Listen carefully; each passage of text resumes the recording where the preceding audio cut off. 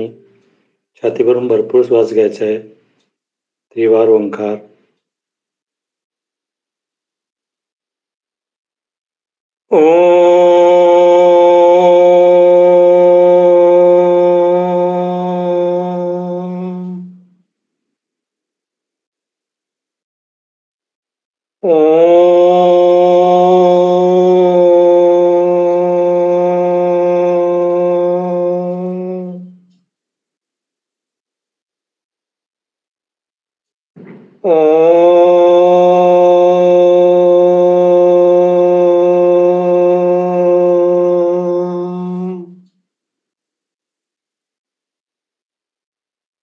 ओम शांति शांति शांति.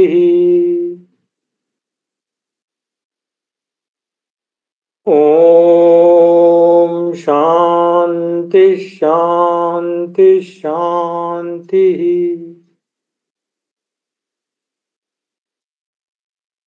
ओम शांति शांति शांति.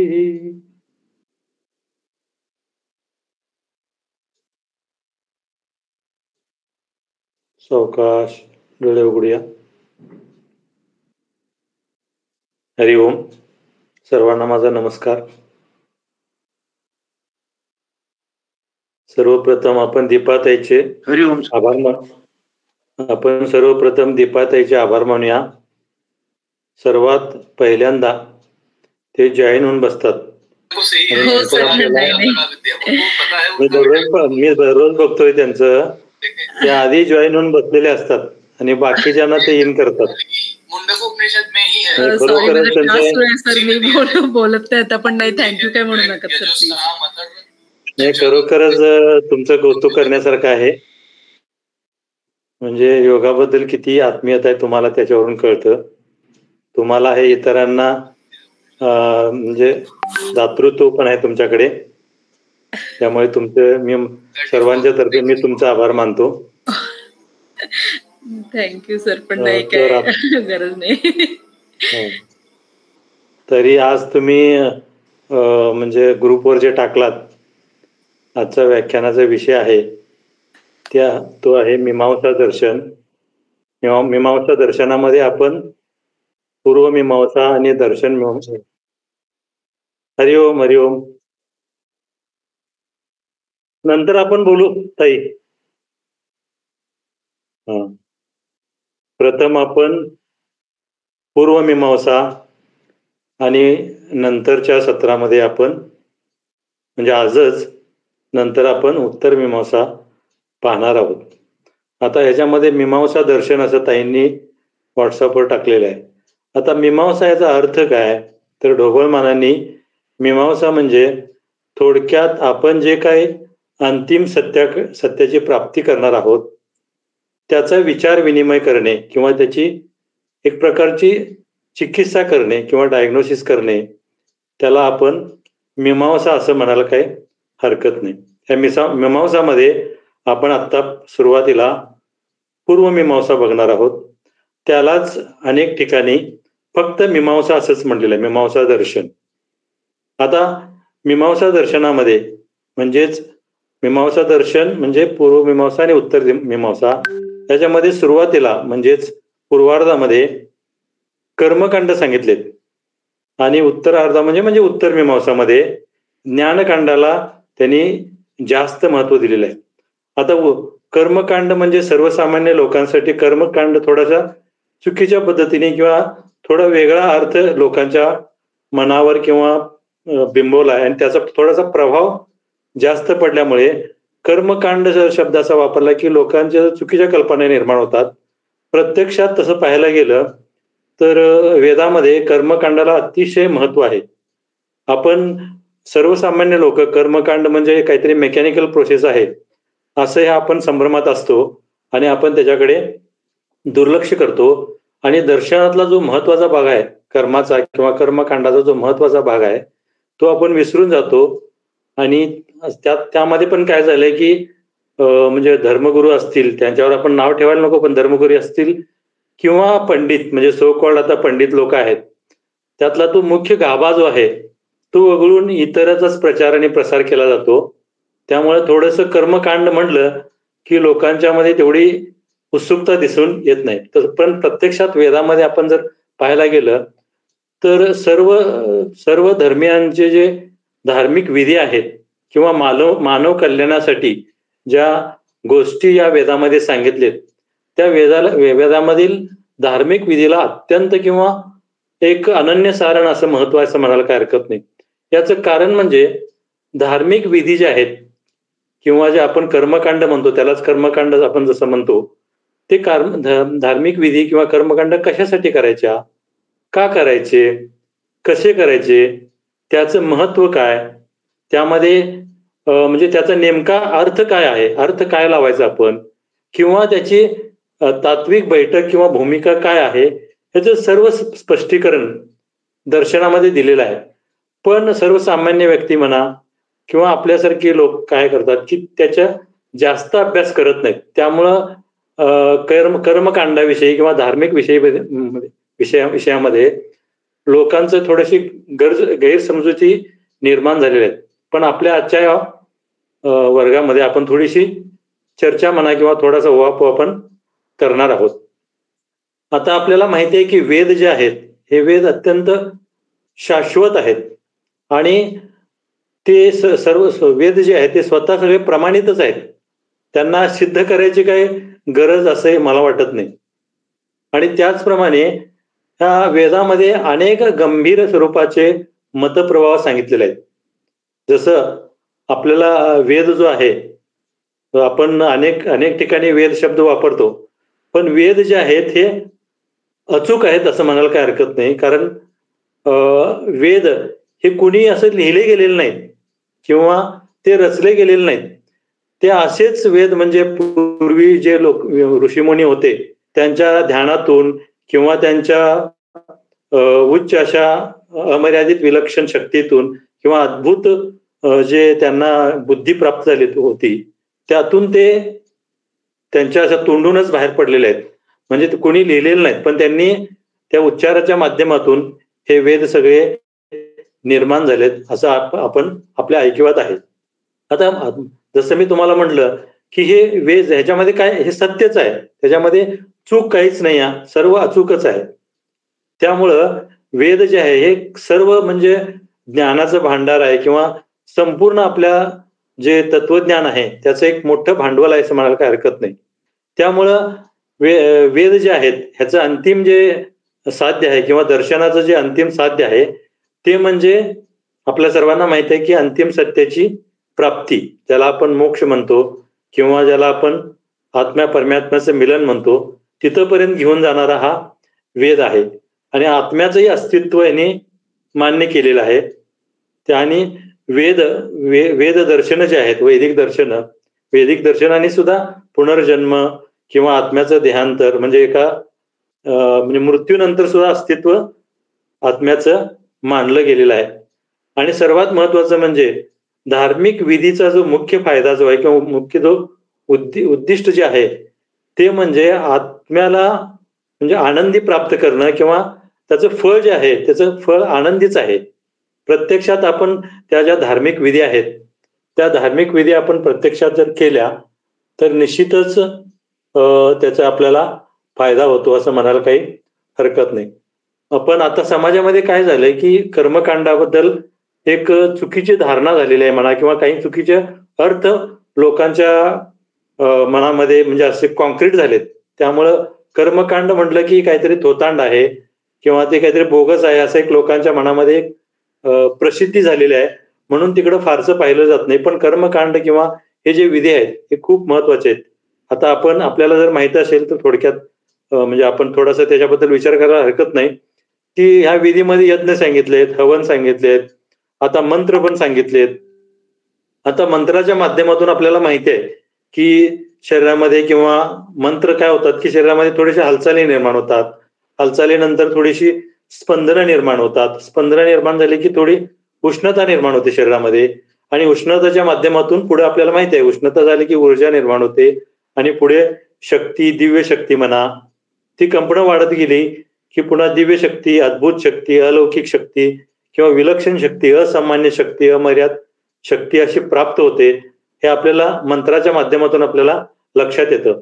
आता मंत्र जे ह्याच्यामध्ये सांगितलेत वेदामध्ये किंवा आपल्या कर्मकांडामध्ये काही मंत्र सांगितलेत, ते मंत्र स्वतःसाठी पण आहेत, देवी देवतांना त्यांचं गुणगान गाण्यासाठी, त्यांची स्तुती सुमनं म्हणजे गाण्यासाठी या मंत्रांचा सुद्धा अनेक ठिकाणी उपयोग होतो. त्याचप्रमाणे हवनाचा सुद्धा उपयोग होतो. आता हवन आपण म्हणतो हवन, पण हवनामध्ये काय सांगितलं की ते म्हणजे भौतिक पदार्थ आहेत, त्या भौतिक पदार्थांचं आपण याला हवन करायचं नाही आहे किंवा स्वाहा करायचं नाही, त्याचा त्याग करायचा नाही. त्याबरोबरच भौतिक पदार्थाबरोबरच इंद्रिय आणि इंद्रिय विषयांचा सुद्धा त्याग करायला सांगितलं त्या हवनामध्ये. म्हणजे तसं बघायला गेलं तर हवन हे खूप उच्च कोटीचं आहे. पण आपण काय म्हणतो, हवन म्हणजे काहीतरी भौतिक पदार्थ अग्नीमध्ये स्वाहा करायचा आहे, पण तसं नाही आहे. आपल्या ज्या इंद्रियांचे ज्या म्हणजे विषय आहेत, ते विषय सुद्धा त्या ह्याच्यामध्ये सर्व पूर्णपणे नष्ट करायचे आहेत. असं एक म्हणजे हवनाचा एक म्हणजे महत्वाचा फायदा आहे. आता हे जे मगाशी तुम्हाला जसं मी म्हटलं, पूर्वमीमांसा जे आहे, हे पूर्वमीमांसा जैमिनी ऋषींनी ह्याची मांडणी केली. हे जैमिनी ऋषी जे होते ना, हे व्यासांचे अन्वयी होते. त्याचप्रमाणे आणखीन काही व्यासांचे अनुयायी म्हणा किंवा काही त्यांचे समर्थक होते, त्यांची नावं पण आपल्या पुस्तकामध्ये दिलेले आहेत. आणि ही सर्व जी व्यक्तिमत्व ही होती, ही सर्व व्यक्तिमत्व अतिशय प्रभावशाली होते. आणि हे जैमिनींनी खूप सुंदररित्या हे सर्व पूर्वमीमांसा जे दर्शन आहे ते सर्व समाजासमोर किंवा मानवी कल्याणासाठी आपल्या सर्वांच्या समोर त्यांनी ठेवलेलं आहे. आता ह्याच्यामध्ये ह्या पूर्वमीमांसामध्ये काही म्हणजे ज्ञानाचे स्रोत सांगितलेत, ज्ञानाचे मार्ग सांगितलेत, त्याचप्रमाणे काही सिद्धांत पण सांगितलेत.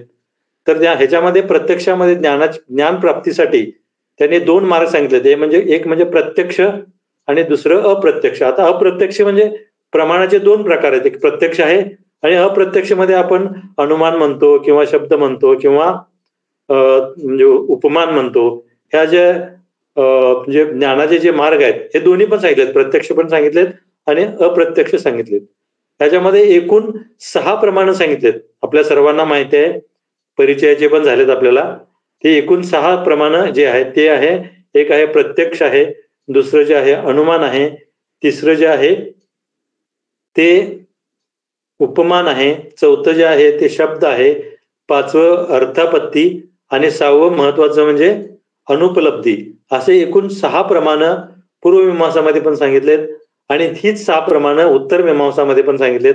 म्हणून ह्या दोन्ही दर्शनांना समान तंत्रामध्ये आहेत, असं म्हणजे एकाच गटामध्ये हे दोन्ही दर्शनं सामावली गेलेली आहेत. आता प्रत्यक्ष जे अनुमान आहे, प्रत्यक्ष जे प्रमाण आहे ते सर्वांना आपल्याला माहिती आहे. प्रत्यक्ष इंद्रियाच्या माध्यमातून त्याच्याबरोबर जर मन असेल तर आपल्याला निश्चितपणे ज्ञानप्राप्ती होते. पण समजा इंद्रिय निष्क्रिय असतील तर आपण ते ग्रहण करू शकत नाही किंवा इंद्रियामध्ये काही दोष असतील तर निष्क्रियपणे असणाऱ्या इंद्रियासाठी मन त्याच्याबरोबर लागतं, तरच आपण जी भौतिक वस्तू आहे किंवा आपण ज्याचं म्हणजे अनुमान करणार असतो त्याचं ज्ञान होतं. त्याच्या आपल्याला नाम रूप गुणधर्म ह्या सर्व गोष्टी आपल्याला ज्ञात व्हायला त्याचा चांगला फायदा होतो. इंद्रिय निष्क्रिय असतील आणि त्याला जर मनाची जोड नसेल किंवा मनाचा तिथं सहभाग नसेल ज्ञानप्राप्तीमध्ये तर आपल्याला ज्ञानाची प्राप्ती होत नाही. इंद्रिय जे आहेत हे इंद्रिय निरोगी पाहिजेत. त्याचप्रमाणे इंद्रिय जे आहेत ह्यांना अनुमान करण्यासाठी अचूक ज्ञान होणं अतिशय महत्वाचं आहे. त्यासाठी एकूण आपल्याला माहिती आहे की मन हे 11वे इंद्रिय मानले, ते अंतरिंद्रिय आहे. मग ह्या म्हणजे बाह्य इंद्रियांच्या बरोबर जर अंतरिंद्रिय नसेल तर आपल्याला प्रत्यक्ष ज्ञानाची प्राप्ती होत नाही. हे आपण सर्वांनी सर्वश्रुत आहेच. आता आपण एखादं फळ घेतलं आणि फळाचं आपल्याला सर्व वर्णन केलं, पण आपलं लक्ष जर दुसरीकडे असेल तर आपल्याला ते कोणते फळ आहे हे आपल्याला लक्षात येणार नाही. मग एक थोडक्यात काय की एकूण आपल्याला 6 प्रमाण सांगितलं, त्यामध्ये प्रत्यक्ष आहे. दुसरं जे आहे ते अनुमान. आपल्या सर्वांना माहित आहे की म्हणजे एखाद्या गोष्टीचा आपण तर्क करतो, म्हणजे त्या तर्कानुसार आपण काय होतं की एखादी गोष्ट आहे ती साध्य होते. आता काल आपण पाहिलं की न्यायदर्शनामध्ये अनुमान प्रमाणाला खूप महत्व दिलंय. अनुमान करताना समजा आपण म्हटलं की पर्वतावर धूर आहे म्हणजे अग्नी असणार आहे. पण समजा आपले तिथे इंद्रिय पोहोचतच नाही तिथपर्यंत. मग काही वेळेला काय होतं, अनुमान प्रमाण जे आहे ना, हे काही वेळेला योग्य असतं आणि काही वेळेला अयोग्य पण असू शकतं. पण ह्या दोन्ही म्हणजे इंद्रियांच्या बरोबर जर मन असेल आणि त्याचप्रमाणे हे साध्य आणि हेतू म्हणजे आपला म्हणजे धुराबरोबर अग्नी आहे, हा जो त्यांचा एकमेकाचा जो संबंध आहे, हा संबंधामुळेच अनुमान कार्य करतं आणि त्याच्या माध्यमातूनच आपल्याला म्हणजे पर्वतावर अग्नी आहे हे डोळ्यांनी न बघता सुद्धा आपण त्याच्यातून अनुमान करू शकतो. आणि अनुमानाला न्यायदर्शनामध्ये खूप महत्व दिलं आहे. त्यामध्ये स्वार्थ अनुमान, परार्थ अनुमान आणि त्याचे जे 4 टप्पे आहेत, 5 पायऱ्या आहेत त्या पाहिल्या. त्याचप्रमाणे शब्द आणि वाक्य याच्या माध्यमातून आपण अनुमान कसं करतो किंवा आपला अर्थाचा अनर्थ कसं होतं हे सुद्धा आपण काल पाहिलेलं आहे. थोडक्यात काय की मीमांसा दर्शन जे आहे त्या मीमांसा दर्शनामध्ये अनुमानाला पण अतिशय महत्व दिलेलं आहे. त्यानंतर आपल्या सर्वांना माहिती आहे की उपमान प्रमाण किंवा ज्याला तुलना म्हणतो आपण, तुलना दोन गोष्टीमध्ये तुलना केली जाते आणि जी गोष्ट आपल्याला ज्ञात आहे त्या ज्ञात गोष्टीवरून अज्ञात गोष्टीचं ज्ञान आपल्याला प्राप्त होतं. उदाहरणामध्ये आपण पाहिलंय नीलगाय आपल्याला माहित नसते, पण सर्वसामान्य जी म्हणजे गाय आहे त्याप्रमाणेच ही नीलगाय म्हणजे जंगली गाय असते. पण त्याला ती थोडक्यात असं म्हटलं गेलं की गौ सदृश गवा किंवा गवा सदृश गो असं म्हटलं की आपल्याला लक्षात येतं की नीलगाय म्हणजे नेमकं काय. पण नीलगायला सुद्धा म्हणजे उत्तर भारतामध्ये किंवा हिमालयामध्ये याक असं म्हणतात. ती म्हणजे गव्यासारखेच दिसते, लांब केस असतात, आकाराने मोठे असते आणि थोडी जाड असल्यामुळे त्याला नीलगाय असं म्हटलं की मग वन्य गाय आणि सामान्य गाय ह्याच्यामध्ये आपल्याला तुलना केल्यामुळे त्याचं आपल्याला निश्चितपणे ज्ञान होतं. आता त्याच्यानंतर आपल्याला माहिती आहे की शब्द प्रमाण. आता शब्द प्रमाणामध्ये फारसं काय बोलायला नको, पण आप्त पुरुषांचं जे शब्द आहेत किंवा आपण विश्वसनीय लोक असतात किंवा विश्वसनीय व्यक्ती जे असतात त्यांच्या तोंडचे जे शब्द असतात त्याला आपण प्रमाण मानतो. संत वचन म्हणा किंवा सत्यवचन म्हणा किंवा एखाद्या विश्वसनीय व्यक्तीचे वचन त्याला आपण शब्द प्रमाण म्हणून घेतो. आता समजा एखादा ड्रायव्हर आहे किंवा आपण ज्याला वाहन चालक म्हणतो, तर तो आयुष्यभर जर ड्रायव्हरचं काम करत असेल आणि त्यांनी एखाद्या गाडीचं म्हणजे त्यांना एखादा प्रश्न गाडीचं काहीतरी समस्या त्यांना विचारली, तर ते गाडीच्या आवाजावरून सुद्धा ते गाडीमध्ये काय दोष आहे किंवा त्या गाडीचं ज्ञान त्यांना असतं. म्हणजे थोडक्यात काय की आपण शब्दात आणि ते जे सांगतात म्हणजे आता ड्रायव्हर जे असतील खूप वर्ष जर काम करत असेल ड्रायव्हिंगचं, तर त्यांच्या शब्दाला आपण प्रमाण समजतो आणि ते गाडीमध्ये दोष असेल असं पण गृहीत धरतो आणि त्याप्रमाणे पुढे आपण वागतो. त्यानंतर उपमानानंतर शब्द प्रमाणानंतर अर्थापत्ती आपल्याला सर्वांना माहिती आहे, पण तरी पण थोडक्यात मी सांगतो की 2 असं वाक्य म्हणजे एक वाक्य असतं, त्या वाक्यामध्ये 2 विरोधाभास असतात. आता समजा पालक म्हणजे घरामधले पालक असतात, ते पालक काय म्हणतात, आमचा मुलगा घरात काहीच खात नाही हो असं म्हणतात. पण आज आपण पाहतो की तरुण पिढी किती लठ्ठ झालेली आहे किंवा स्थूल झालेली आहे. तो घरात खात नाही अजिबात, पण तरी सुद्धा तो लठ्ठ आहे. मग हे कसं काय शक्य आहे? मग हे शक्य असं आहे, तो बाहेर काहीतरी खात असेल, तो काहीतरी फास्ट फूड खात असेल, त्यामुळे तो एक अनुमान करतो त्यातून. म्हणजे ह्याच्यामध्ये विरोधाभास होतो ना की तो खात नाही, मग कसं काय लठ्ठ आहे, मग तो बाहेर खात असेल असं आपण काहीतरी तर्क काढतो, अनुमान करतो. त्याला अर्थापत्य असं म्हटलंय. 2 विरोधी वाक्य असतात त्याच्यामध्ये आणि त्यातून आपल्याला अनुमान पटकन करता येत नाही, पण काहीतरी आपल्याला एका म्हणजे निष्कर्षापर्यंत पोचावं लागतं. त्याला अर्थापत्य असं म्हटलेलं आहे. त्याच्यानंतरचं जे आहे 6वं त्याला अनुपलब्धी असं म्हटलंय. आता अनुपलब्धी म्हणजे काय की त्या वस्तूचा, त्या व्यक्तीचा किंवा त्या पदार्थाचा अभावच असतो, तिथं उपलब्धच नसतं ते. आता समजा एखादं तुम्हाला काहीतरी माझ्या समोर नसलेली गोष्ट तुम्हाला म्हटली तसं, तर ती प्रत्यक्षात त्याचा अभावच आहे किंवा ती उपलब्धच नाही आहे, तर आपण त्याला अनुपलब्धी असं म्हणायला काय हरकत नाही. आता मी जर तुम्हाला मृगजळ असं म्हटलं, पण आता मृगजळ ही वस्तू किंवा काय विषय जो आहे तो प्रत्यक्षात उपलब्ध नाहीच आहे, त्याला अनुपलब्धी असं म्हटलेलं आहे. म्हणजे थोडक्यात आपल्याला एकूण त्या पूर्वमीमांसामध्ये एकूण 6 प्रमाण सांगितलेत आणि या 6 प्रमाणाचा आपण ज्ञानप्राप्तीसाठी किंवा ज्ञानाचे मार्ग म्हणून ज्ञान साधनेसाठी त्याचा उपयोग निश्चितच होऊ शकतो. आता पुढं ह्याच्यामध्ये पूर्वमीमांसामध्ये आणखीन काही बऱ्याच गोष्टी सांगितल्यात. त्यामध्ये काही त्यांनी सिद्धांत सांगितलेत. त्यात सर्वात महत्वाचा सिद्धांत म्हणजे आपल्या सर्वांना माहिती आहे की वेद हे प्रमाण आहेत, त्याला प्रामाण्यवाद असं म्हटलेलं आहे. हा सिद्धांत त्यांनी सांगितलाय की म्हणजे वेद हे सत्यच आहे, त्यामुळे ते प्रमाण आहे असं त्यांनी ह्याच्यामध्ये सांगितलेलं आहे. पुढे अनेक गोष्टी त्यांनी सांगितलेल्या आहे, पण आपल्या अभ्यासक्रमामध्ये सर्व गोष्टी नाहीत, त्यामुळं थोडंसं आपण पुढे वळायचं आहे. आता ह्याच्यामध्ये काय आहे की धार्मिक जे विधी आहेत किंवा कर्मकांड ज्याला म्हणतो, त्या कर्मकांडामध्ये यज्ञ तर आहेच आहे, त्याचा फायदा आपल्याला होतो.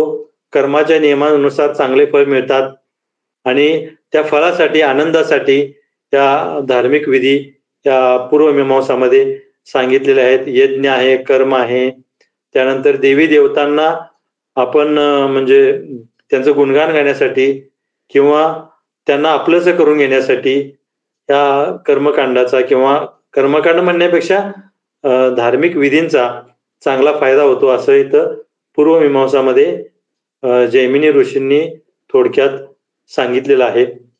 आपलं कर्तव्य म्हणून आपण हे जे धार्मिक विधी जे आहेत सर्व हे तसं पाहायला गेलं तर म्हणजे असं विशिष्ट धर्मासाठी नाही आहे, ते सर्व मानव जातीसाठी धार्मिक विधी या वेदामध्ये सांगितलेले आहेत.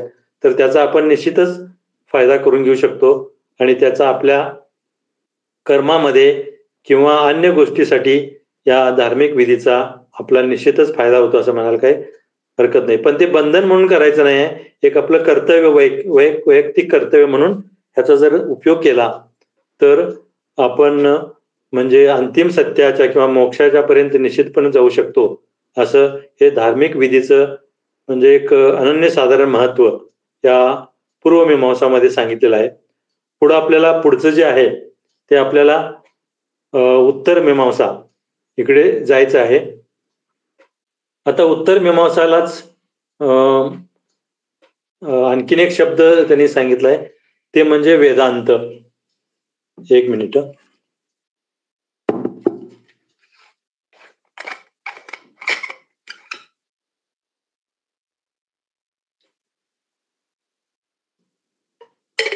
फारशी बोलायची जास्त सवय नसल्यामुळे थोडस मध्ये मध्ये हे होतं, पाणी प्यावं लागतं, कसा कोरडा होतो.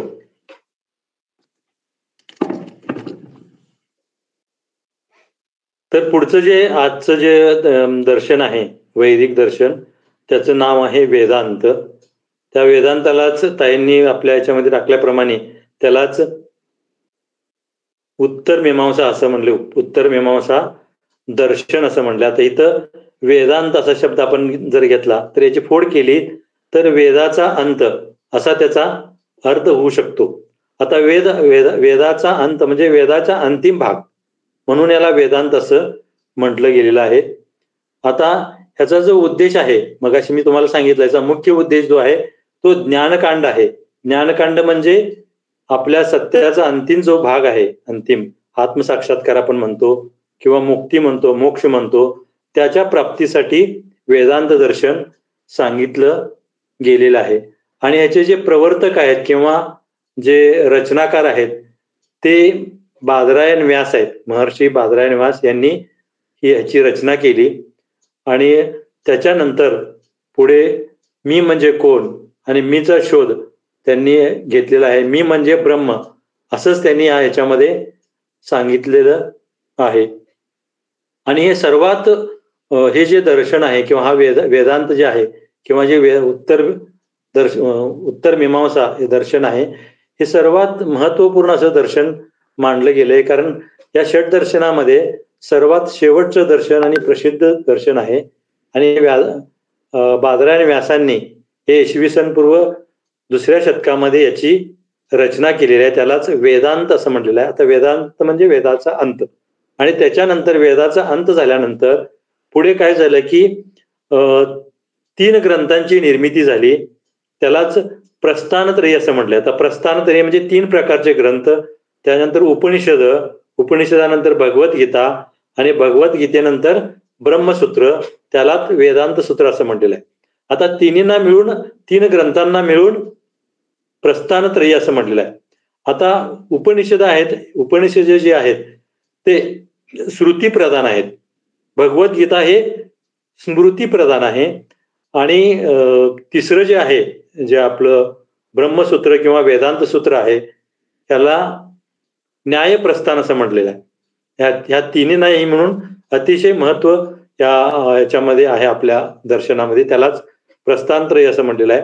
आता प्रस्थानत्रयी जे जाणतात म्हणजे तिन्ही जे ग्रंथ जाणतात, म्हणजे उपनिषद असू देत किंवा भगवद्गीता असू दे किंवा वेदांत म्हणजे सूत्र जे असू देत, हे तिन्ही जे जाणतात त्यांना आचार्याची संज्ञा दिलेली आहे.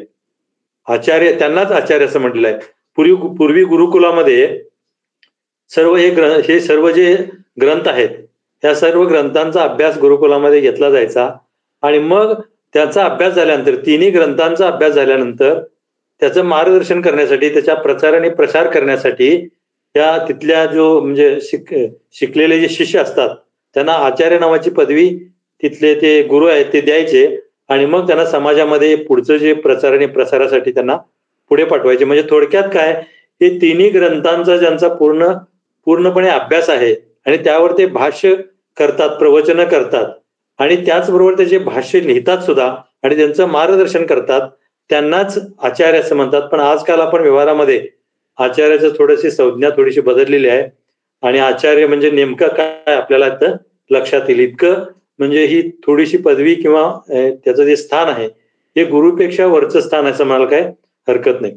आता वेदामध्ये, म्हणजे वेद दर्शनामध्ये एक प्रमुख 5 म्हणजे शाखा सांगितलेत किंवा ज्याला आपण सिद्धांत म्हणतो. त्या सिद्धांत जे आहेत ते सिद्धांत तुम्हाला मी थोडक्यात सांगणार आहे. त्यामध्ये पहिलं जे आहे ते आहे अद्वैतवाद. अद्वैतवाद म्हणजे 2 नाही एकच, त्याला अद्वैतवाद म्हटले. त्याचे जे म्हणजे प्रवर्तक आहेत ते आदि शंकराचार्य आहेत. दुसरं जे आहे ते विशिष्टाद्वैत, त्याचे जे प्रवर्तक आहेत किंवा रचयिता जे आहेत ते रामानुजाचार्य आहेत. तिसरं जे आहे ते द्वैत आहेत, ते मध्वाचार्य आहेत. चौथं जे आहे ते द्वैताद्वैत निंबकाचार्य. आणि 5वं जे आहे ते आहे शुद्धाद्वैत, त्याचं वल्लभाचार्य हे प्रवर्तक आहेत. आणि काही ठिकाणी एक 6वं सिद्धांत पण मांडला गेलेला आहे किंवा 6वी वेदांतांची शाखा सांगितली गेलेली आहे. त्याला काय म्हणतात, त्याला भेदाभेद असं म्हणतात. आणि त्याचे प्रवर्तक जे आहेत ते भास्कराचार्य असं त्यांचं नाव आहे. आता अद्वैत म्हणजे नेमकं काय की आपण पाहणार आहोत. अद्वैत म्हणजे थोडक्यात काय की 2 गोष्टी म्हणजे आपण म्हणतो आत्मा आणि परमात्मा, ह्या 2 गोष्टी नसून, ह्या 2 भिन्न नसून त्या एकच आहेत असं आपल्या आदि शंकराचार्यांनी मांडलं. म्हणून त्याला अद्वैतवाद असं म्हटलं गेलं आहे. म्हणजे ब्रह्म जे आहे, ब्रह्म आणि आत्मा किंवा ज्याला आपण ब्रह्म म्हणजे आपण म्हणतो परमात्मा, त्यालाच ब्रह्म असं म्हणलंय. ब्रह्म सत्य जगन मिथ्या असं आदि शंकराचार्य म्हणतात. म्हणजे ब्रह्म हेच सत्य आहे, बाकी जग सर्व मिथ्या आहे. त्याला अद्वैत म्हणजे 2 गोष्टी नाहीत भिन्न. हे आत्मा आणि परमात्मा किंवा आत्मा आणि ब्रह्म हे दोन्ही एकच आहे. आणि जीवात्मा जो आहे तो जीवात्माच हा एक ब्रह्माचा किंवा निर्गुण ब्रह्माचा एक अंश आहे. अंश जरी असला तरी तो त्याच्यामध्ये भेद नाही, ते एकच आहेत असं म्हणलेलं आहे. थोडक्यात काय की सुवर्णापासून अनेक अलंकार तयार करतात. मग त्याची रूप वेगळी आहेत, नाम वेगळा आहे आणि त्याचे गुण वेगळे जरी असले तरी सुद्धा तो सुवर्णाचाच एक भाग आहे. म्हणून सुवर्णापासून त्यांना अलंकारांना वेगळा करता येत नाही, ते दोन्ही एकच आहेत. त्याला अद्वैत म्हणजे इथं आत्मा आणि परमात्मा हे एकच आहेत. फक्त त्यांची वेगवेगळी रूप आहेत, स्वरूप वेगळं आहे, नाम वेगळं आहे, एवढंच इथं भेद आहे, पण प्रत्यक्षामध्ये त्याचे गुण किंवा त्याचं नाम किंवा ते रूप जरी वेगळे असले तरी त्याच्यामध्ये भिन्नता नाही, ते एकच आहेत असं म्हणायला काही हरकत नाही. आणि सत्य, अंतिम सत्य परमात्मा किंवा ब्रह्म किंवा निर्गुण ब्रह्म, आणि तोच सर्वव्यापी आहे, सर्वज्ञ आहे, सर्व शक्तिमान आहे आणि संपूर्ण विश्वाचा तोच सर्वेसर्व आहे असं हे आदिशंकराचार्य म्हणतात. त्यालाच द्वैतवाद सिद्धांत त्यांनी म्हटलेला, म्हणजे एकच पदार्थ आहे आणि ते म्हणजे ब्रह्म सत्य आहे आणि त्यालाच आपण निर्गुण ब्रह्म म्हणतो किंवा परब्रह्म म्हणतो असं आदिशंकराचार्य म्हणतात. पुढचं जे आहे ते विशिष्टाद्वैत. आता विशिष्टाद्वैतामध्ये याच्यामध्ये विशिष्ट प्रकारचे म्हणजे त्याच्यामध्ये पण दोन असून सुद्धा एकच आहे, पण ते विशिष्ट प्रकारे नाही. ह्याच्यामध्ये काय म्हणतात रामानुजाचार्य काय म्हणतात की ते ब्रह्म परिणामवाद असं त्यांनी सांगितलं सिद्धांत. त्याच्यामध्ये त्यांनी 3 संकल्पना सांगितलेत. एक म्हणजे जीव, दुसरी म्हणजे प्रकृती आणि तिसरं म्हणजे ईश्वर. आता प्रकृतीलाच आपण सृष्टी म्हणू शकतो किंवा जग म्हणू शकतो. म्हणजे थोडक्यात काय ते असं म्हणतात की जीव आणि प्रकृती म्हणजे जीव आणि सृष्टी ही जी आहे हे म्हणजे ईश्वर हे दोन्ही गोष्टी, ईश्वरावर हे दोन्ही अवलंबून आहेत. म्हणजे ते वेगळं नाही आहे. जीव आणि सृष्टी हे ईश्वरावर अवलंबून आहेत, ते दोन्ही एकच आहेत पण विशिष्ट पद्धतीने आहेत. म्हणून याला विशिष्टाद्वैत म्हणजे विशिष्ट अद्वैत अशी संज्ञा दिलेली आहे. ते रामानुजाचार्यांनी सांगितलंय. त्याच्यामध्ये आता जसं मी तुम्हाला सांगितलं की जीव, जगत आणि ईश्वर या संकल्पना 3 जरी असल्या तरी त्या 2च आहेत. त्या पहिल्या 2 ज्या संकल्पना आहेत त्या ईश्वरावर अवलंबून आहेत असं त्यांनी सांगितलं. आणि त्यांनी एक वेगळा संप्रदाय याच्यातून निर्माण केला. त्या संप्रदायाला त्यांनी एक नाव दिलंय, ते श्री संप्रदाय असं म्हणतात.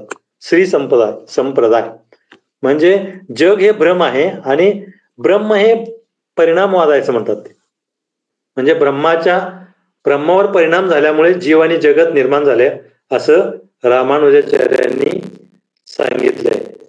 आणि ह्याच्यामध्ये ह्याच्या आपल्या जे आदिशंकराचार्य जे होते अद्वैतमध्ये त्यांनी ईश्वर हा भ्रम आहे म्हणतात. ईश्वर भ्रम आहे, प्रत्यक्षात ईश्वर असा नाही, आत्मा आणि परमात्मा ह्या 2 संकल्पना त्यांनी सांगितलेत आणि त्यांची एकरूपता. आणि ईश्वर ब्रह्म जो आहे त्याला ते विवर्तवाद असं म्हणतात. आणि त्यांनी पुढे काय सांगितलंय की अद्वैताचे 3 स्तर सांगितलेत त्यांनी सत्याचे. म्हणजे सत्याचे वर्णन करताना त्यांनी अद्वैताचे 3 स्तर सांगितलेत. पहिलं म्हणजे व्यक्तिगत स्तर म्हणजे त्या व्यक्तिगत स्तरातून भ्रम निर्माण होतो आणि त्यातून ज्ञान प्राप्ती होत नाही. त्याच्यानंतर सामूहिकरित्याचा जो स्तर आहे त्याच्यामध्ये ते काय सांगतात की म्हणजे जग जे आहे ना म्हणजे किंवा सृष्टी जी आहे हा भ्रम आहे असं म्हणतात ते. आणि पारमार्थिक दृष्टिकोनातून पारमार्थिकाचा म्हणजे आध्यात्मिक दृष्टिकोन जो आहे तो म्हणजे अंतिम सत्य जे आहे ते एकच आहे, ते म्हणजे ब्रह्म आणि त्याच्याशी आत्मा एकरूप होतो असं ते विशिष्ट म्हणजे अद्वैतामध्ये ते सांगतायत. त्याच्यानंतर तिसरं जे आहे ते मध्वाचार्य ज्यांनी द्वैत सिद्धांत मांडला. हे 2 वेगवेगळे आहे म्हणतात, तरी सुद्धा इथं त्यांनी 3 गोष्टींची संकल्पना मांडली आहे. जीव, जगत आणि पुन्हा ब्रह्मच म्हणतात किंवा ईश्वर. ब्रह्म आणि ईश्वर स्वतंत्र म्हणत नाहीत, ते एकच आहेत. आणि जीव आणि जगत म्हणजे जीव हा आपल्याला माहित आहे शरीराला आपण जीव म्हणतो आणि जगत म्हणजे जड प्रवृत्ती आहे. जीव आणि जगताच्या म्हणजे जड प्रवृत्तीतून पुढे ईश्वर आणि ब्रह्म ही संकल्पना त्यांनी सांगितलंय. त्याला त्यांनी द्वैत म्हणजे 2 वेगवेगळे आहेत, जड आणि जीव हे वेगवेगळं आहे, त्याच्यातून पुढे वेगवेगळ्या प्रकारचे तत्व निर्माण होतात असं त्यांनी याच्यामध्ये आपल्या तत्वज्ञानामध्ये सांगितलं. आणि त्यांनी ब्रह्म संप्रदायाची निर्मिती केली. ब्रह्म संप्रदाय म्हणजे ब्रह्म हा त्या सर्वांचा एक हे आहे असं त्यांनी सांगितलेलं आहे. पुढचा जो सिद्धांत आहे तो सिद्धांत आपण आता जसं मी म्हटलं तो ब्रह्म सिद्धांत त्यांनी इथं सांगितलेला आहे. वेदांत दर्शनामध्ये प्रमुख सिद्धांत आहे. ब्रह्म म्हणजेच तेच अंतिम सत्य आहे, बाकी सगळे मिथ्या आहे. ब्रह्म सत्य, जगत मिथ्या हे वेदांतामध्ये त्यांनी सांगितलेलं आहे. तीच मुख्य संकल्पना या वेदांतामध्ये बादरायण व्यास यांनी आपल्या समोर ठेवलेली आहे. आता तसं हे वेदांत दर्शन जे आहे त्याचा खरा म्हणजे खरं जे स्वचं स्वरूप आहे किंवा स्व ज्याला आपण आत्मा म्हणतो त्याचं स्वरूप जे आहे हे परब्रह्माचं स्वरूप आहे. आणि आत्मा जो आहे ना तो आत्मा हा परमात्म्याचाच अंश आहे. तो त्याच्यापासून वेगळा नाही आणि तो आत्मा हा परमात्म्याशी एकरूप होतो आणि तो एकरूप होणं हेच या आपल्या म्हणजे मानवी जीवनाचं मुख्य उद्देश किंवा सार्थक आहे असं ते वेदांत दर्शनामध्ये सांगितलंय. त्यातूनच मग आत्मसाक्षात्कार, मग पुन्हा पुनर्जन्म नाही म्हणजे जन्म मृत्यूच्या फेऱ्यातून सुटका किंवा दुःखाचा नाश अशा अनेक गोष्टी सांगितल्या. म्हणजे थोडक्यात काय की परमात्मा हाच सर्वज्ञ आहे, तोच सर्वोच्च आहे आणि तोच निर्गुण आहे, निराकार आहे, सर्व शक्तिमान आहे आणि तोच सर्वे सर्व आहे. बाकी सर्व जे आहे हे सगळं भ्रम आहेत असं आणि सर्व ब्रह्मातूनच निर्माण झालेला आहे. मग तो आत्मा असू दे, ईश्वर असू दे, जड प्रकृती असू दे किंवा जीव असू दे, हे सर्व ब्रह्मातूनच निर्माण झाले आहे. म्हणजे अंतिम सत्य जे आहे ते ब्रह्मप्राप्तीच असं सांगितलंय. आणखीन पुन्हा ते वेदांत दर्शनामध्ये ब्रह्मप्राप्तीसाठी त्यांनी 3 साधनं, ज्ञानाची 3 साधनं सांगितलेत. आपल्या सर्वांना परिचयाचे आहेत. त्यामध्ये पहिलं जे आहे ते श्रवण. श्रवण म्हणजे तुम्ही फक्त कानाने ब्रह्माची जी स्तुती आहे किंवा ब्रह्माबद्दल जे गुण आहेत, त्याचं जे नाम आहे, रूप आहे, गुण आहे किंवा त्याची जी प्रसिद्धी आहे ती आपण ऐकत राहायची नुसता.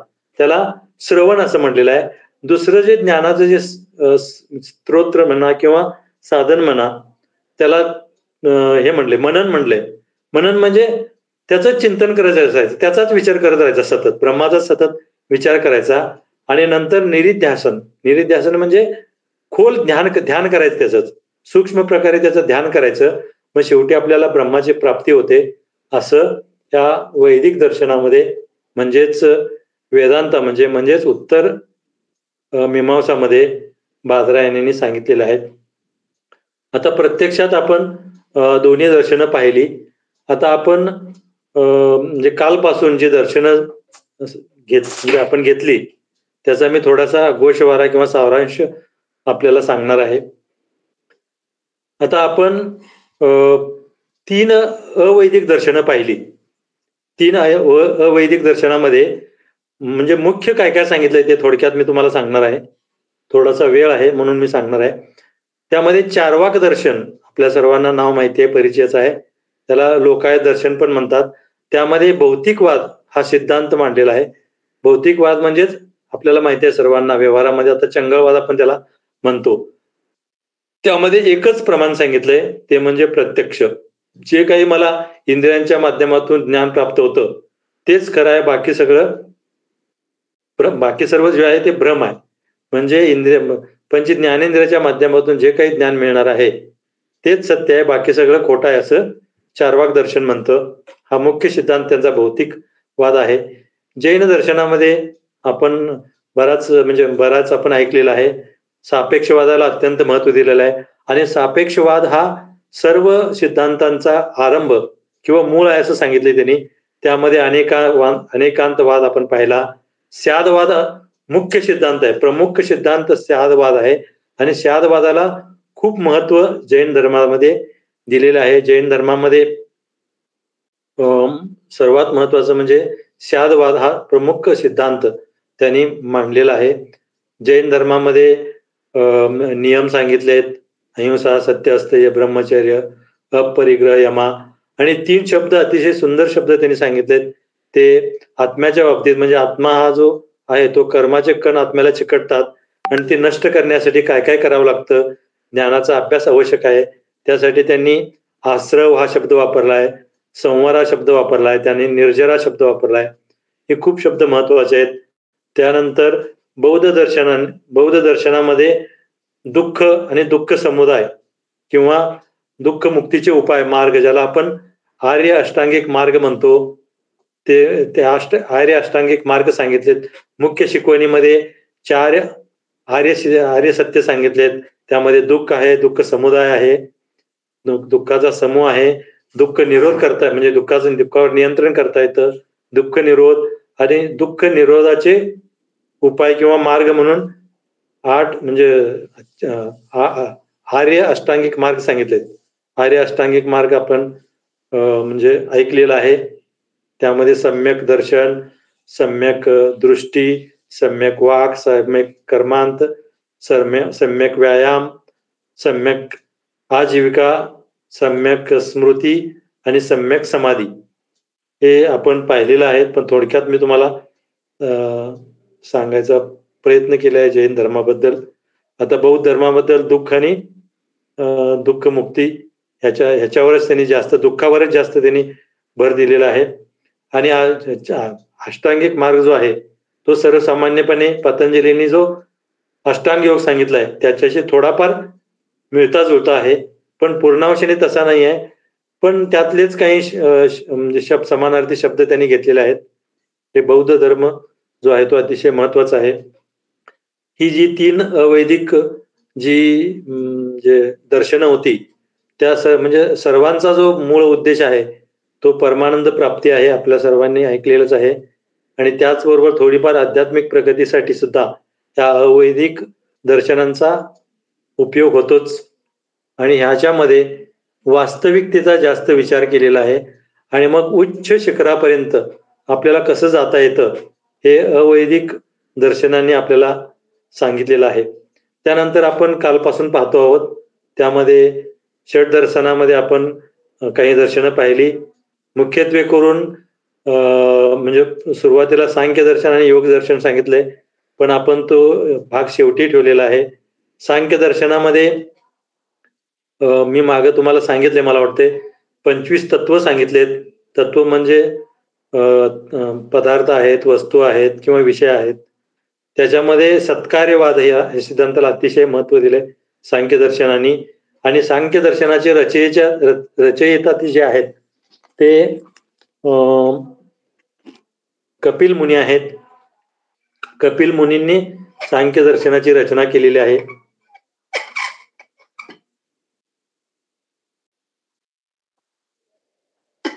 अतिशय महत्वाचं सांख्य दर्शन हे अतिशय महत्वाचं आहे. ह्याच्यामध्ये प्रमुख 2 तत्व सांगितलेत. त्यामध्ये प्रकृती आणि पुरुष हे 2 शब्द त्यांनी त्यांना अतिशय महत्व दिले. आणि प्रकृतीच्या माध्यमातूनच अनेक तत्व म्हणजे राहिलेली 24 म्हणजे 23 जी आहेत तत्व ती त्याच्यातूनच निर्माण होतात. आणि प्रकृती म्हणजे आपल्या भाषेमध्ये सृष्टी किंवा जग असं म्हणायला हरकत नाही. प्रकृती म्हणजे सत्व, तम, रज हे सुद्धा गुण आहेत. ते प्रकृती म्हणजे सृष्टीमध्ये सुद्धा ते गुण आहेत. म्हणजे प्रकृती म्हणजे थोडक्यात काय, सृष्टी किंवा जग ज्याला म्हणतो त्यालाच प्रकृती असा शब्द वापरलाय. आणि पुरुष म्हणजे त्यांनी आत्म्याला पुरुष असा शब्द वापरलाय. आणि पुढे पतंजली ह्याच्यामध्ये 25 तत्व सांगितलेत. आणि पुढचं जे दर्शन आहे ते योग दर्शन. योग दर्शन मध्ये आपल्याला माहिती आहे की आध्यात्मिक प्रगतीसाठी ध्यानाचं महत्व सांगितलंय. त्याचप्रमाणे पुढे त्यांनी काही गोष्टी अष्टांग योग सांगितलेलंच आहे, आपल्याला माहिती आहे. यम, नियम, आसन, प्राणायाम, प्रत्याहार, धारणा, ध्यान, समाधी याबद्दल आपल्याला म्हणजे विश्लेषण दीपाताई देणारच आहेत. पण आपल्यासाठी योग दर्शन खूप महत्वाचं आहे. पतंजली त्याचे रचयिता आहेत. त्यामध्ये 4 पाद आहेत. पहिला पाद समाधीपाद, दुसऱ्या पादामध्ये अष्टांग योग सांगितलाय. त्याच्यामध्येच आणखीन अन्य गोष्टी सांगितलेत. आपल्याला प्रत्यक्षात त्याचा अभ्यास होणारच आहे. त्यानंतर काल आपण जे पाहिलं ते न्यायदर्शन. न्यायदर्शनामध्ये सर्वात महत्व जे आहे ते अनुमानाला दिले त्यांनी. अनुमानाच्या माध्यमातूनच आपण अंतिम सत्यापर्यंत आपण पोहोचू शकतो. आणि न्याय आपल्याला शब्द माहिती आहे की न्याय व्यवस्थेमध्ये अनुमानाला अतिशय महत्व आहे. आणि अनुमानामध्ये परार्थ अनुमान हा जो प्रकार आहे त्याच्यानुसारच आपल्याला जे काही साध्य करायचं आहे ते आपण साध्य करू शकतो असं आपण काल पाहिलेलं आहे. त्याच्यामध्ये अनुमानामध्ये 3 विधानं असतात. त्यालाच आपण पद म्हणतो, पद किंवा शब्द म्हणतो. त्यामध्ये पक्ष असतं, साध्य असतं, हेतू असतं. पर्वतावर अग्नी आहे, धूर आहे म्हणजे अग्नी आहे. त्याच्यामध्ये पर्वत म्हणजे पक्ष झाला, त्यामध्ये अग्नी म्हणजे साध्य झाला आणि धूर म्हणजे हा हेतू झाला. हे 3 पद किंवा 3 विधानं न्यायदर्शनाने सांगितलेत. आणि त्यासाठी अनुमानाचा अभ्यास आणि अनुमानामुळेच आपण अंतिम सत्याच्या पर्यंत आपण पोहोचू शकतो असं न्यायदर्शन सांगताय. म्हणजे थोडक्याला तर्काला किंवा काल्पनिक युक्तिवादाला न्यायदर्शनाने अतिशय महत्व दिलेलं आहे. त्यानंतर वैशेषिक दर्शन, प्रत्येक पदार्थ जो आहे तो कणाकणांनी बनलेला आहे, सूक्ष्म कणांनी बनलेला आहे. आणि या वैशेषिक दर्शनामध्ये तत्वांना पदार्थ म्हणले, 7 पदार्थ सांगितलेत. न्यायदर्शनामध्ये थोडेसे जास्त पदार्थ सांगितलेत, 16 पदार्थ सांगितलेत. पण आपल्या अभ्यासक्रमामध्ये ते नव्हते, म्हणून आपण त्या पदार्थांची नावं सुद्धा आपण त्याचा अभ्यास केलेला नाहीये. पण सर्वसामान्यपणे असं सांगू इच्छितो मी तुम्हाला, 16 पदार्थामध्ये त्यांनी एक असा म्हणजे एक साचा केलेला आहे की ग्रुप केलाय त्यांनी. पहिल्यामध्ये 5 आहेत, त्याच्यामध्ये नंतर 4 आहेत, त्याच्यानंतर 3 आहेत, त्याच्यानंतर 2 आणि 2 असे मिळून आपण जर लक्षात ठेवलं तर 16 पदार्थांची नावं आपल्याला लक्षात ठेवायला खूप सोयीस्कर आणि सोपं पडेल. पण आपल्या अभ्यासक्रमामध्ये नाहीच आहे, त्यामुळे आपण तो विषय बाजूला ठेवूया. थोडक्यात काय की वैशेषिक दर्शनामध्ये तत्व म्हणून 7 पदार्थ सांगितलेत. त्यामध्ये अभाव अतिशय महत्वाचा आहे. अभावामुळे काय काय म्हणजे आपलं अज्ञान प्राप्त होतं किंवा ज्ञानाप्रत पण आपण पोचू शकतो, हे वैशेषिक दर्शनामध्ये सांगितलेलं आहे. विषय नावाचा एक पदार्थ त्याच्यामध्ये असल्यामुळे त्याला वैशेषिक दर्शन असं म्हटलेलं आहे. त्याचे रचयिता जे आहेत ते कण, जसं मी म्हटलं की एखाद्या पदार्थाचा सूक्ष्मातिसूक्ष्म कण म्हणजे अणु, त्याला अणु म्हणतो. त्याला हे म्हणजे कणादृश्य आहेत, त्याच्यावरून आपण लक्षात ठेवू शकतो की त्याचे रचयिता जे आहेत ते कणादृश्य आहेत. आणि पुन्हा परमाणू म्हणजे त्याच्यातला सूक्ष्मातिसूक्ष्म जो अणु आहे त्याला परमाणू म्हणलेला आहे. आणि पतंजलीने परमाणूबद्दल खूप एक सुंदर सूत्र सांगितलंय, परमाणू परम महत्वांतोष वशीकार संज्ञा वैराग्यम. म्हणजे परमाणूवर जर नियंत्रण केलं तर तुम्हाला सूक्ष्मातिसूक्ष्म वस्तूचं सुद्धा ज्ञान होतं, असं पतंजलीने सुद्धा पहिल्याच पादामध्ये सांगितलंय. म्हणजे अणुला आणि परमाणूला किती महत्व आहे हे वैशेषिक दर्शनामध्ये सुद्धा सांगितलं गेलेलं आहे.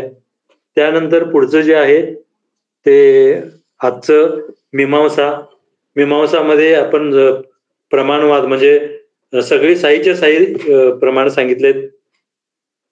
त्यामध्ये कर्मकांडावर भर दिला आपण पाहिलं. आणि वेदांत म्हणजे आता आपले जे वेदांत आपण पाहिले त्याच्यामध्ये ज्ञानकांड सांगितलं आहे. ज्ञानकांडाला अतिशय महत्व दिलेलं आहे. आणि तत्वज्ञानाचा मूळ जो गाभा आहे किंवा आत्मा आहे तो ब्रह्म आहे असं वेदांतामध्ये सांगितलं. हे 6 वैदिक दर्शनांचा आपण त्यापैकी 6 दर्शनापैकी आपण 4 वैदिक दर्शनांचा थोडक्यात तोंड ओळख म्हणा किंवा परिचय आपण करून घेण्याचा प्रयत्न केलेला आहे.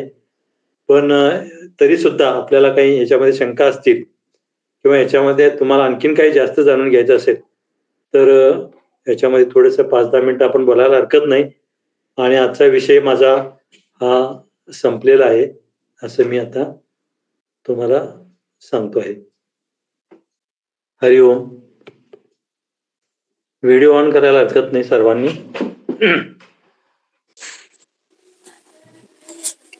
आधी मला असंच विचारायचं आहे तुम्हाला, हे 4 दर्शनं किंवा अवैदिक दर्शनं 3 आणि 4 वैदिक दर्शनं थोडीफार तरी कळाली का?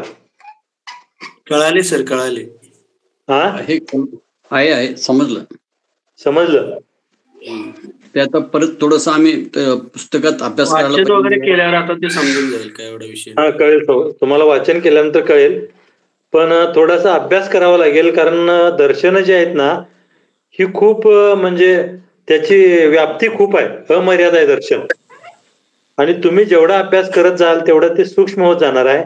त्याच्यामध्ये शब्द, वाक्य आणि काही प्रमाण किंवा काही तत्व किंवा पदार्थ यांची नावं आहेत, बाकी काही नाही याच्यात.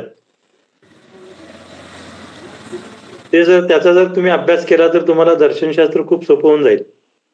आणि मूळ संकल्पना ज्या आहेत ना, तत्वांच्या मूळ संकल्पना पण जर लक्षात ठेवला की आपल्याला थोडस सोपं पडेल. आता संकल्पना तेच आहे. आता थोडक्यात तुम्हाला सांगतो, शरीर आहे, मन आहे, पंच ज्ञानेंद्रिय आहेत, पंच कर्मेंद्रिय आहेत. त्यानंतर काहींना त्यामध्ये बाह्य अवयव म्हणतात, काहींना अंतर अवयव म्हणतात किंवा अंतरेंद्रिय म्हणतात. बाह्यकरण म्हणतात. त्यानंतर आत्म्याला पुरुष असं म्हणलेलं आहे. शरीराला काही ठिकाणी प्रकृती म्हणलंय किंवा काहींना जड प्रकृती असं म्हणलेलं आहे. त्याचप्रमाणे जे मनाचे 4 प्रकार सांगितले, म्हणजे 4 अंतःकरण चतुष्टय ज्याला म्हणतो, मन, बुद्धी, अहंकार आणि चित्त. मग चित्त झाल्यानंतर पुढं काय होतं की चित्तानंतर पुढं आत्मा सांगितलाय. मग आत्मा आणि ब्रह्म याच्यामध्ये ईश्वराची संज्ञा सांगितली आहे. ईश्वरालाच पतंजलीने विशेष पुरुष म्हणलंय. आत्म्याला पुरुष म्हणलंय आणि ईश्वराला विशेष पुरुष म्हणलंय आणि ब्रह्माला निर्गुण ब्रह्म असं म्हटलेलं आहे किंवा परमात्मा म्हटलंय. असं ही संकल्पना आहे थोडीफार. आणि जीव म्हणजे आपलं शरीर आहे. जीव आणि जगत म्हणजे सृष्टी आहे किंवा जग आहे. शब्दाचे म्हणजे शब्द तेच आहेत, पण थोडासा म्हणजे वेगवेगळे समानार्थी शब्द वापरलेत. दर्शनामध्ये असंच केलं त्यांनी, वेगळं काही नाही, फक्त समानार्थी शब्द वापरलेत आणि त्यांच्या शब्दामध्ये त्यांनी सांगायचा प्रयत्न केलाय. त्यामुळे आपल्याला ते थोडंसं कन्फ्युजिंग होतं किंवा अवघड वाटायला लागतं. तसं अवघड काही नाही आहे. थोडंसं तुम्ही असा चार्ट तयार केला की नाही दर्शनांचा, खूप म्हणजे तुम्ही असं कम्पॅरेटिव्ह, म्हणजे ह्या दर्शनामध्ये काय सांगितलं असं तुलनात्मक आपण करतो ना, असं एक मोठा कागद घ्यायचा आणि त्याच्यामध्ये सगळी दर्शने वर टॉपला लिहायचे आणि त्या दर्शनामध्ये काय काय लिहिलंय थोडक्यात लिहायचं. मग आपलं कम्पॅरेटिव्ह स्टेटमेंट जर आपण तयार केलं ना, तर आपल्याला दर्शन लक्षात राहायला फार चांगले लक्षात राहतात. आता उदाहरणार्थ तुम्हाला सांगायचं म्हटलं तर कुठल्या दर्शनामध्ये कुठली प्रमाणं सांगितली आहेत हे आपल्याला लक्षात राहत नाही ना. मग त्यासाठी चार्ट आपण केला आणि प्रमाण खाली लिहिलं 1, 2, 3, 4 आणि 6, संपला विषय. काहीमध्ये एकच प्रमाण सांगितलेत, काहीमध्ये 2 प्रमाण सांगितलेत, काहीमध्ये 3 प्रमाण सांगितलेत, काहीमध्ये 4 सांगितलेत आणि काहीमध्ये जास्तीत जास्त म्हणजे 6 प्रमाण सांगितलेत. संपला विषय प्रमाणाचा. आणि प्रमाणाची नावं एकदा 6 तुम्ही लक्षात ठेवला की पहिल्यापासून जायचं. पहिलं प्रमाण म्हणजे एकच, प्रत्यक्ष. 2 प्रमाण म्हणजे प्रत्यक्ष आणि अनुमान. 3 प्रमाण म्हणजे प्रत्यक्ष, अनुमान आणि शब्द प्रमाण. 4थं प्रमाण म्हणजे प्रत्यक्ष, अनुमान, शेवटचं जे आहे ते तुलना म्हणजे उपमान. 5वं म्हणजे अर्थापत्ती आणि 6वं म्हणजे अनुपलब्धी. असं जर आपण क्रम लक्षात ठेवला तर आपल्याला लक्षात. आणि सिद्धांत कुठल्या याच्यामध्ये सिद्धांत काय सांगितलेत. आता सत्कार्यवाद कशात सांगितलाय, स्यादवाद कशात सांगितलाय, अनेकांतवाद कशात सांगितलाय, विवर्तवाद कशात सांगितलाय, द्वैतवाद कशात सांगितलाय, अद्वैतवाद कशात सांगितलाय. हे जर तुम्ही चार्टच्या स्वरूपात लिहिला तर तुम्हाला पटकन लक्षात येईल. ते कळते मी काय बोलतो ते. हो सर. आता कर्मकांड कशात सांगितलं सर, म्हणजे तुम्हाला पुढे अभ्यासाच्या दृष्टिकोनातून म्हणा किंवा पेपर लिहायच्या दृष्टिकोनातून तुम्हाला मी क्लुप्त्या सांगतो किंवा क्ल्यू देतो थोडे. आता तुम्ही शरीरापासून काही ब्रह्मापर्यंत एक क्रम लिहा. शरीर, मन, बुद्धी, अहंकार, आत्मा, म्हणजे विशेष पुरुष म्हणजे ईश्वर, त्यानंतर ब्रह्म, असा जर तुम्ही क्रम लिहित गेला, सृष्टी म्हणा किंवा प्रकृती म्हणा किंवा जग म्हणा, असं तुम्ही क्रम लिहिला. आता त्या शरीराच्या तिथं खाली लिहिला 5 कर्मेंद्रिये, 5 ज्ञानेंद्रिये, मनामध्ये अंतःकरण चतुष्टय लिहिला, मन, बुद्धी, अहंकार, चित्त, असं तुम्ही लिहित गेला तर तुमच्या आता समजा शरीरामध्ये तुम्ही पंच महाभौतिक शरीर लिहू शकताय. पृथ्वी, आप, तेज, वायू, आकाश. त्याच्याखाली तुम्ही त्याचे गुण लिहू शकताय. किंवा पंच ज्ञानेंद्रियाचे जे अनुभव आहेत, म्हणजे पंच ज्ञानेंद्रियाच्या माध्यमातून आपल्याला स्पर्श ज्ञान होतं, ऐकायला येतं, दृष्टी आपण बघू शकतो, असं वगैरे आपण जर लिहून ठेवलं तर खूप सोपं होतं आपल्याला ते लक्षात ठेवायला किंवा अभ्यास करायला किंवा भविष्यात तुम्हाला वक्तृत्व करायला पण चांगलं होतं. ते दीपाताईंना माहिती आहेत सगळ्या क्ल्यूज. होय सर. नाही तोडत हा आहे नाही तोडत आहे सर आहे. अभ्यास कसा सोपा करायचा किंवा ज्या गोष्टी ज्या आहेत त्या सोप्या कशा करायच्या, जास्त डोक्याला त्रास म्हणजे जास्त ताण द्यायचा नाही डोक्याला, सहजासहजी कसं लक्षात राहील आणि ते कायमचं राहतं बरं का, परमनंट. म्हणजे तुम्ही अशा प्रकारे जर लिहून ठेवला, एक तक्ता तयार केला, तुम्हाला कायमस्वरूपी तुम्ही कुठं वावरत असताना तिथे एक चार्ट करून ठेवा खरंच दर्शनाचा. म्हणजे 9 दर्शनं आपण एका तक्त्यामध्ये लिहून ठेवली सगळी, तर तुम्हाला ते पूर्वी यायचं बघा, रेल्वेचं एक वेळापत्रक यायचं. काय आता नाही आहे ते, पूर्वी एक पुस्तक यायचं वेळापत्रक रेल्वेचं, इन्फॉर्मेशन ऍट ग्लान्स म्हणून. इतकं सुंदर होतं ना ते. कुठली ट्रेन कुठून कुठं जाते, केव्हा पोहोचते, काय सगळी इन्फॉर्मेशन त्याच्यात होती. सर्वसामान्यांना उपयुक्त वाटायचं ते खूप. आता खूप सोपं झालंय सोडा. आता काय तुम्ही म्हणजे मोबाईलच्या युगामध्ये तुम्ही आता घर बसल्या सगळं मिळते, पण पूर्वी फार अवघड होतं ते. रेल्वेचं बुकिंग करायचं आणि कुठून कुठं जायचं, कसं जायचं, कुठली रेल्वे कुठं जाते, हे म्हणजे दिव्यच काम होतं ते फार. आता फार सोपं झालंय. बरं बोला बोला, मीच जास्त बडबड करायला, तुम्ही बोला. सर एक विचारायचं होतं, न्यायातील तर्क पद्धतीचे 5 अवयव हेच येतील काय? अनुमान, उपमान, शब्दप्रमाण. नाही, प्रश्न नाही कळाला ताई मला अजून. काय म्हटलं? न्यायातील तर्क पद्धतीचे 5 तुम्ही अवयव. व्हिडिओ ऑन करा की ते, व्हिडिओ ऑन करा. मला काय बोललेलं, व्हिडिओ ऑन केले की लक्षात येते हो. हा आता कसं बघा, आता संतोष सरांचं पोट हालतात त्यामुळे मग कळतायत मला ते बोलतायत म्हणून. जरा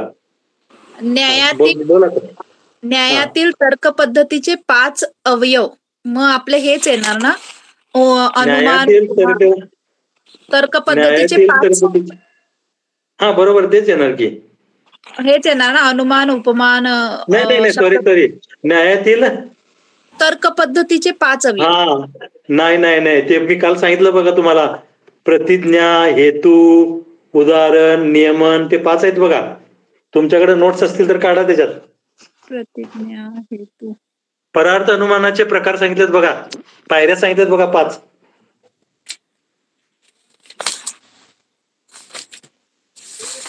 न्यायदर्शन करा.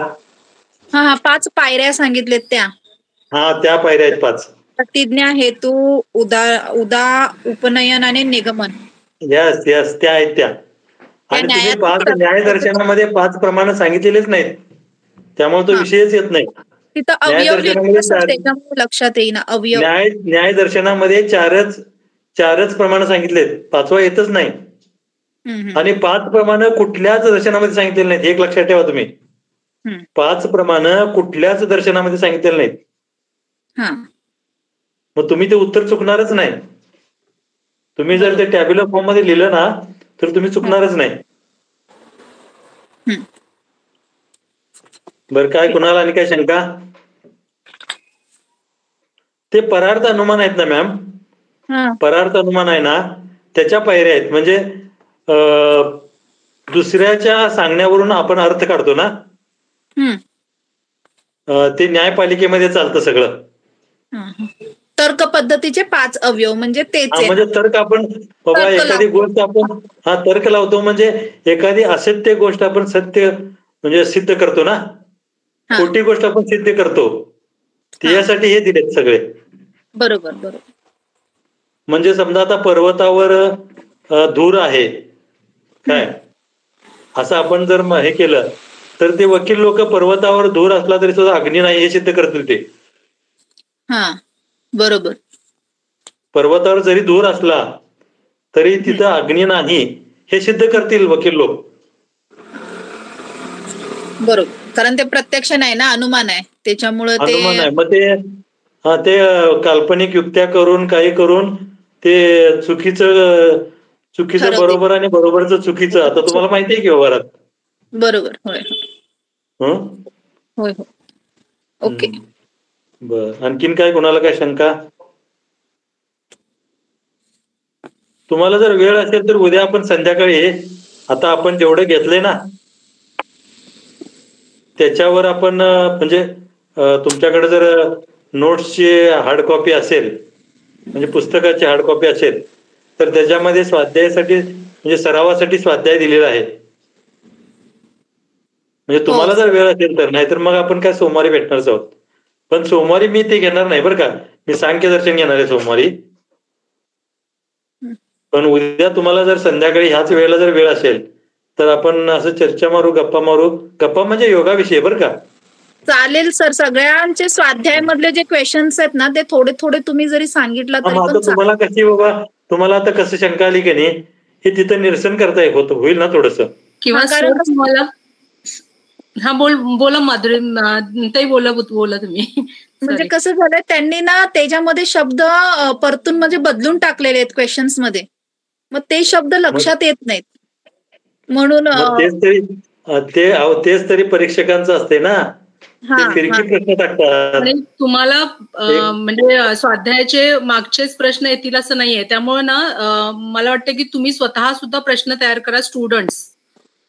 पण कसं झालंय मॅडम, ते स्वाध्यायाचे जे प्रश्न आहेत ना, ऍक्च्युली ते जर असे आढावा घेतला ना तर बाकीच्यांचा अभ्यास होऊन जातो.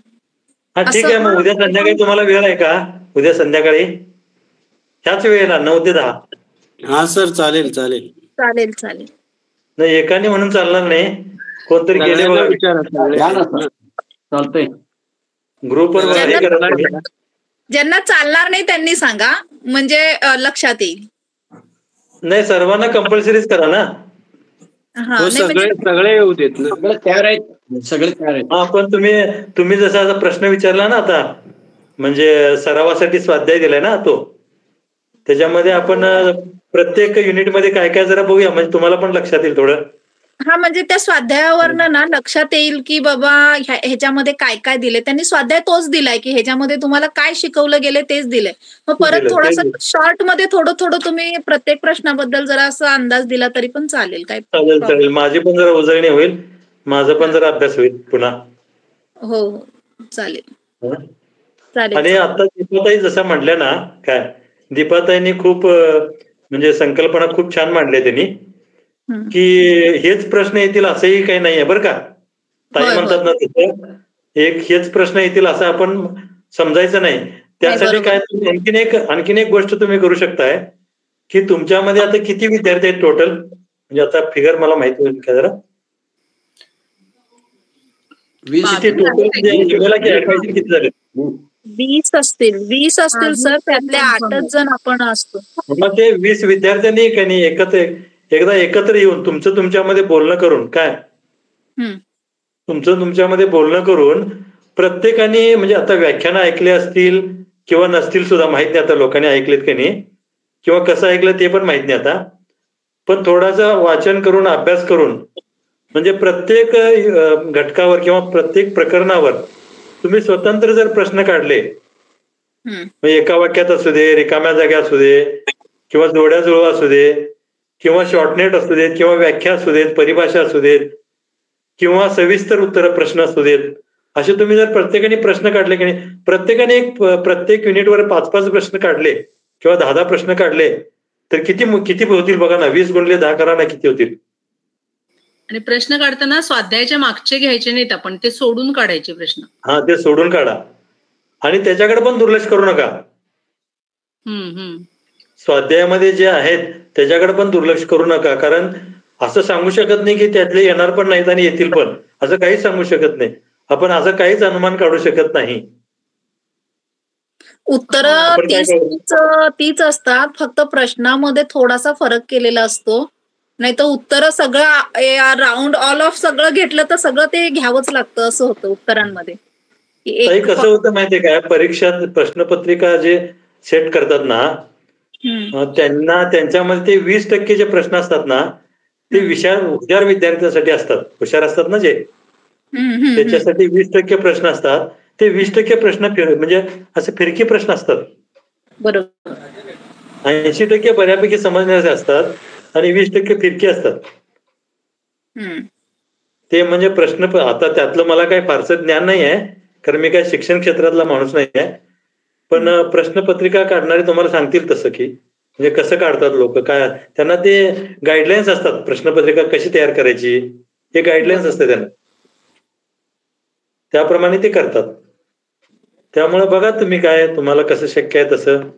पण माझं व्यक्तिगत मत आहे की तुम्ही सर्वांनी थोडे थोडे प्रश्न काढले आणि तुमच्यात जर चर्चा केली तर तुमचा विषय खूप चांगला होऊन जाईल. काय शिल्पाताई, बरोबर ना? हो सर. बाकीच्याचं दुमत आहे काय आणि काय नाही, बरोबर आहे, तसं केलं तू. बाकीचे गेले वाटते निघून, बाकीचे गेले निघून, संपलं एकदा म्हणून गेले लोक. नाही, 10 उपस्थित आहेत की. खोल श्वास घेतला आणि गेलेलो. तर एकदा संपलं बाबा, आजचं संपलं, आजची कटकट संपली म्हणून गेले निघून. बरोबर ना संतोष सर? आपण म्हणत नाही का 5:30 वाजले ऑफिस संपलं की संपले बाबा, किटकिट एकदा आता जायचं घरी, तसं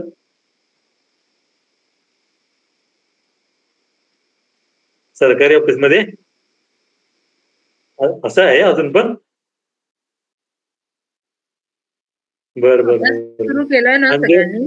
अंजली ताई काहीतरी अंगठा दाखवलेत, काय कळीना झाले. अंजलीला काय हो अंगठा दाखवले?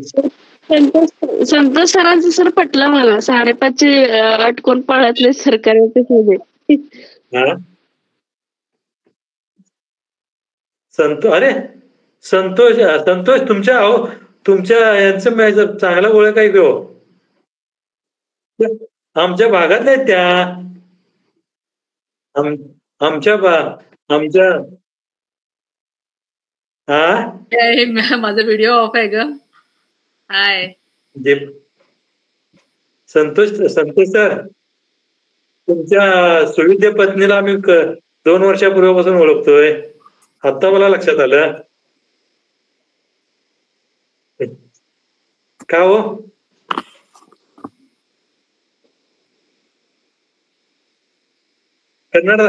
ಕನ್ನಡದ ಮಾತಾಡಿ ಸ್ವಲ್ಪ.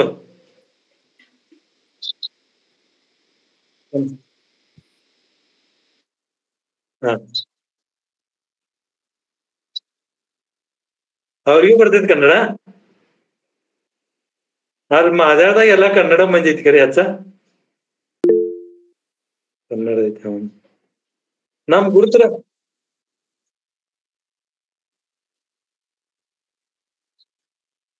बरं ನಾವು कन्नड ಮಾತಾಡೋದೇವನ ಲೆಫ್ಟ್ ಮಾಡಿದ್ರೆ ಮಂದಿ मराठी बोला म्हणजे लोक सोडून जाणार नाहीत. नाहीतर लोक काय काडकोड काय बोलायला म्हणून जातील निघून. आधी दर्शनशास्त्राचा अभ्यास. आधी दर्शनशास्त्राचा क्लास पाहिजे असेल तुम्हाला तर ग्रुप वरती मेसेज करा हे करून. काय म्हणजे मी उद्या नवीन काही घेणार नाही, पण मगाशी त्या ताईंनी शंकाने उत्पन्न केली ना, शारदा ताईंनी, की स्वाध्यायामधले प्रश्न काय काय आहेत आणि त्याचं उत्तर काय अपेक्षित आहे, जरा थोडस आपण शॉर्ट मध्ये बघायचं. तेच पाहिजे असेल तर मग म्हणजे स्टुडंट पाहिजे असेल तर नाही आहे. मगाशी सगळ्यांनी कुणाही ऑब्जेक्शन घेतलं नाही. रात्री 9 वाजता घ्यायचं सगळ्यांचीच मान्यता. ठीक आहे. येत नाही तो, लोक कोण येत नाहीत. रविवारी म्हणजे सुट्टीचा दिवस असतो ना. होय.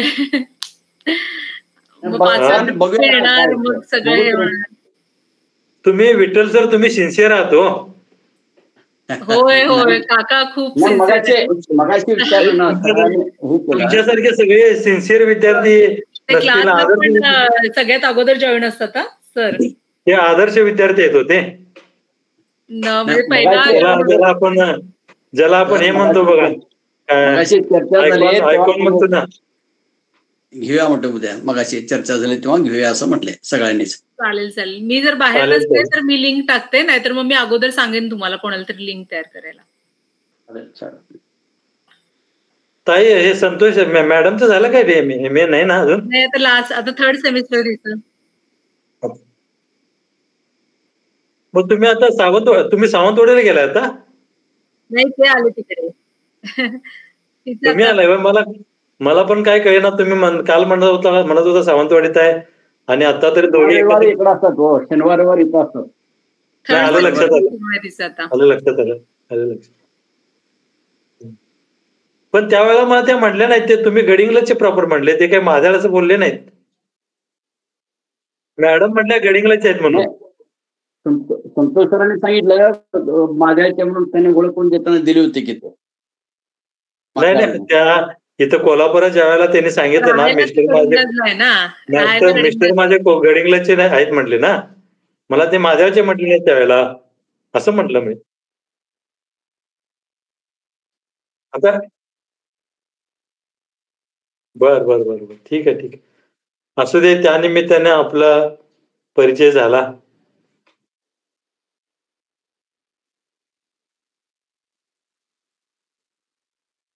नाही, मध्ये तुम्ही येत होते.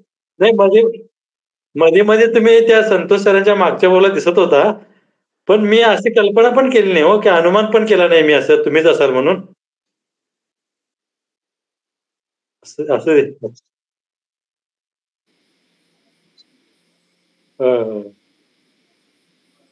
नाही वाली सर म्हणाले तुम्ही जरा दर्शनशास्त्र घ्या, मग त्यांच्या शब्दाच्या पलीकडे जाता येत नाही आम्हाला.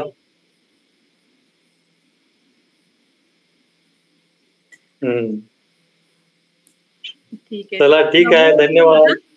हा हा हा भेटणार. होय, तू सरांचे अटेंड करत जा, तुला पण बरं पडेल. चालेल चालेल, ठीक आहे. चालेल, बघा उद्याचं काय ठरवा एकदा. काय होय म्हणाले ना विठ्ठल का सगळ्यांनी होकार दिले ना सर उद्या संध्याकाळी. ठीक आहे ठीक आहे. आता ज्येष्ठाने होकार दिला म्हणजे संपलं, बाकीच्यांचं काही येत नाही ना. नाही ना, मगाशी सगळ्यांनी होकार दिले. ज्येष्ठाने होकार दिला म्हणजे चालेल चालेल. चला, धन्यवाद सर्वांचे, आभार. धन्यवाद. आणि विशेष करून दीपाताईंचे आणखीन एकदा आभार. आभार. ना हो, तुम्ही ते सगळं एवढं ते लिंक ओपन करून पुन्हा सर्वांना इन करून घेताय तुम्ही, आणि तुम्ही वेळ देताय ना, महत्वाचं म्हणजे. एक तास तुम्ही ऐकताय, आमच्यासारख्यांचं बडबड ऐकताय तुम्ही. हो काय, तुमच्या हाताखाली तयार झाली मी. निरर्थक आणि व्यर्थ बडबड ऐकत बसताय तुम्ही. नाही नाही, असं काय सर, तू उलट म्हणजे तुमचं सांगते ना, तुमचं ऐकूनच तयार झालीये ना मी तुमच्या ह्याच्याखाली. नाही, तुम्ही उपजतच आहेत हो, त्यामुळे तुम्ही असं म्हणू नका. नाही नाही, मला माहितीये ना तुमचं गायडन्स उपजतच तुम्ही आहे, त्यामुळे टेक्निक. त्यामुळे मी नेहमी यांना सांगते की उपनिषद हे दर्शन जे शिकवणार आहेत तुम्हाला, त्यांच्याकडनं टेक्निक शिका, कशा गोष्टी लक्षात ठेवायच्या. तुम्ही मला